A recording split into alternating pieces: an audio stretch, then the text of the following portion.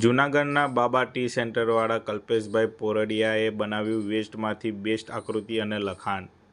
જૂનાગઢમાં આવેલા doctor Subhash university road પર ટી સેન્ટરવાળા કલ્પેશભાઈ પોરડિયાએ વેસ્ટ ફૂલો અને વેસ્ટ બોટલોના ઢક્કનમાંથી બેસ્ટ આકૃતિ અને લખાણવાળા ચિત્ર બનાવવામાં આવ્યા છે.